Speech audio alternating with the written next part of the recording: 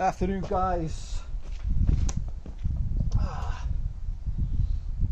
I love bringing out some of my older, bigger engine saws. So there's a video today predominantly for the 285 CD. I'm a little late doing this. Had a load of questions, so I'll try my best to catch up with all the people that have messaged. And I thought it's a great time as well when you're bringing out something as iconic as the 285. I thought I'd bring out as well just a handful of other saws which are really similar in their makeup. What have we got then? So I guess in date order then, the Steel 056 52mm piston, non-super 52mm piston, 38mm stroke, 81cc, and the Echo CS8000, again 52, 38, and it's surprising as well, there's a few years between these saws, but even with the same piston and same stroke, the engine characteristics can be really different. And my huge Steel 056, 051 before her, and the 48, a huge fan of those. The Echo just is I'd say the Echo is a better saw in that comparison between those 281s. She's just, we'll come back to throttle responses, that's interesting. Yeah, so those two are 52 38s.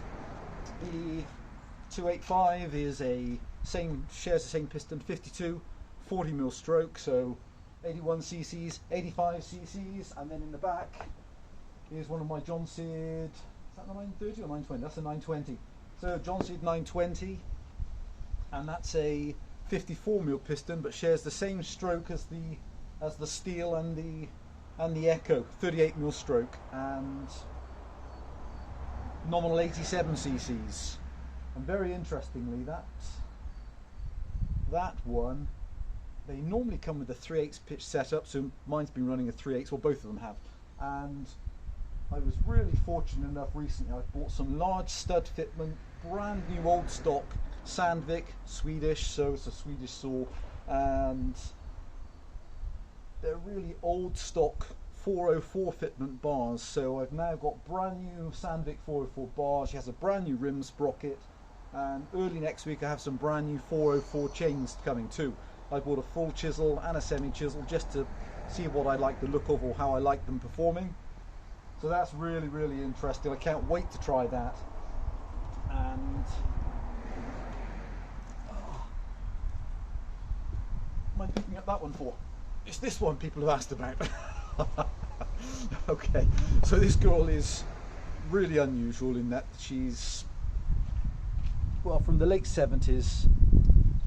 It's the CD, capacitor discharge, so electronic ignition. She's unbroken all the way around the chassis, which is so unusual.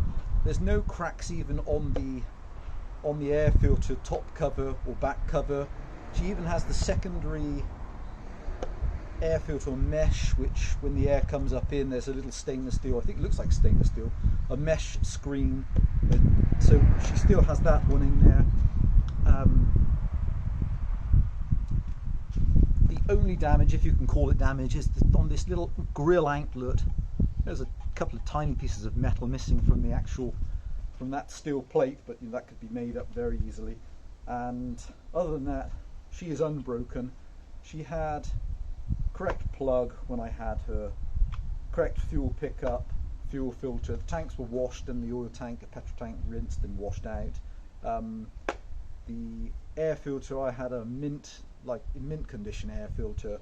She had a pull start rebuild with the correct size pull cord, had a replacement starter pull, mint condition, flywheel's undamaged, piston is unmarked, make sure that's off. Got really good compression this engine, and currently running a 30-inch Oregon bar. So this chain really is down to the nibs, she's coming with a brand new chain as well, but just never been fitted. And the reason was this is one of the historical or an early genuine Husqvarna full chisel chain, and she's probably 85% used up, but just has got a great look to her. I just love the old Husqvarna fitment chains. So let me show you this door running.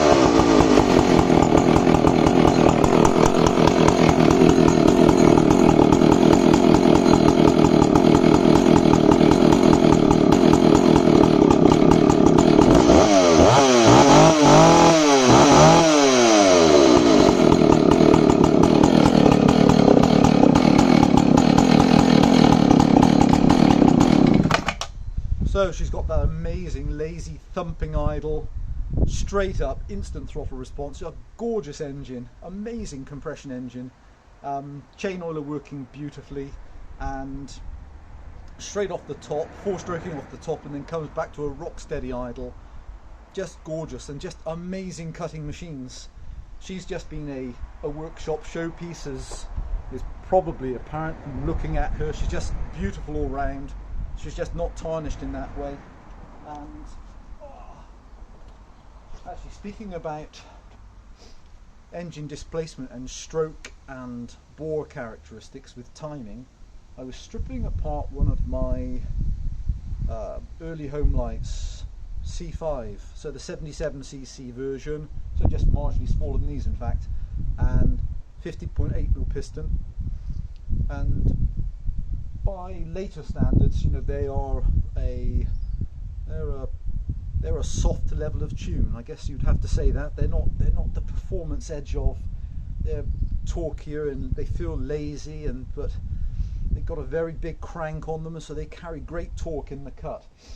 But it's interesting, when you get down to the flywheel, they are often stamped with the timing characteristics and also the points gap setting. So I'm pretty sure that was the original C5 from 61 is 30 degrees before top dead center. So it's very interesting. We're going to experiment with one of my C5s. I'm going to take the cylinder and have it just skimmed slightly. And we're going to I'll put a baby shim in, or I might just put on the base gasket. I might take the base gasket out. In fact, we'll see how it how the compression stacks up, and whether or not it's interesting. So I'm pretty sure it's set for 30 degrees before top dead center, which is relatively soft level of tune. But of course, as you take out the height, you're effectively advancing the ignition. So that'll be really interesting to see if she has a skim on the base of the barrel, how that affects the engine performance. So I'll video that when that is finally done. That'll be really interesting. Let me show you and also it's interesting as well, these engines, how they are with the same setup. So 52mm piston, 38mm stroke, just the different characteristics, presumably just down to the weight of the flywheel and the weight of the flywheel, presumably the compression ratio that those engines have been kind of manufactured to, and is that joke off there.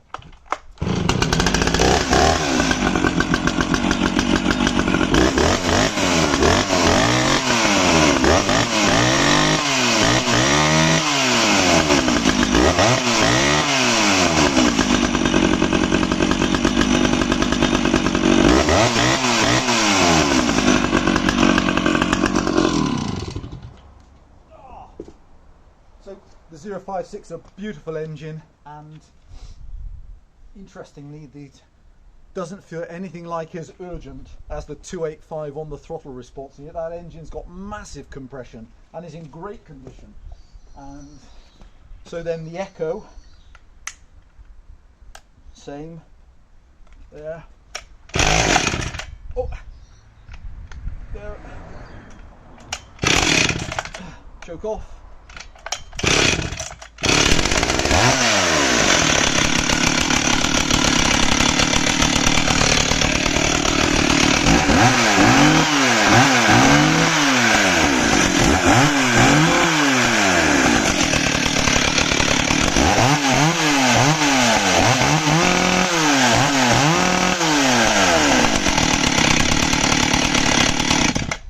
And the echo feels more urgent again. She just goes faster to the top end of the rev range. Yes, exactly the same bore and stroke, but it's just interesting the period of time, how it comes out in the performance of these engines. So she's spectacular as well.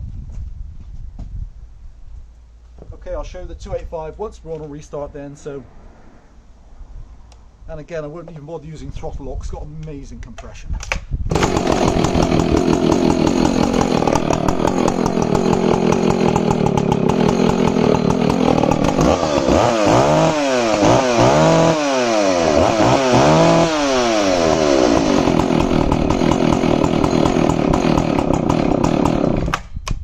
Hey guys, that's the truly impressive 285 CD, just in beautiful condition. So if any of you are after something which is just in undamaged condition, then maybe this one might be suitable for you. A beautiful piece of history for the workshop, and also a staggering tool to use and cut with as well.